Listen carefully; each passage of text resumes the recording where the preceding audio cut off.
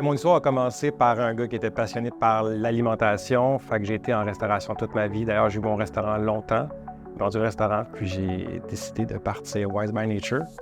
C'est un accident, en fait. Là, dans le fond, j'étais dans un salon alimentaire. À l'époque, je connaissais rien du séchage à froid ou la lyophilisation. Puis il y avait juste un kiosque qui m'a carrément comme pris par le collet. Je sais pas pourquoi moi, il y avait plein de monde. Puis il m'a dit, hey, savais-tu que ce bleuet-là, ça fait comme 10 ans qu'il a été lyophilisé? Puis en sortant de cette expo-là, que j'ai comme lancé Wise tout de suite après, je me suis dit, tiens, des fruits éternels, on va les broyer en poudre, puis on va partir dans un restaurant de déjeuner, puis ça va être incroyable. Mais au final, je n'étais pas le seul qui pensait que c'était une idée incroyable à l'époque, je te dirais.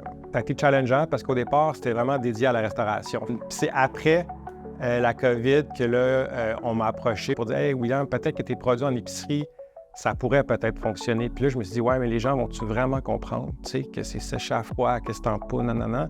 Puis c'est là qu'on a lancé en 2021 les produits en épicerie. Évidemment, c'est un nouveau produit que les gens ne connaissent pas. Ça a été challengeant. Puis après, il y a eu les dragons.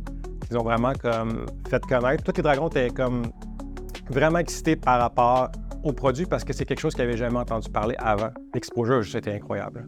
Vraiment. Puis la présentation a vraiment bien passé, même si je m'étais planté dans les marches dans le backstage. C'était assez traumatisant. Là.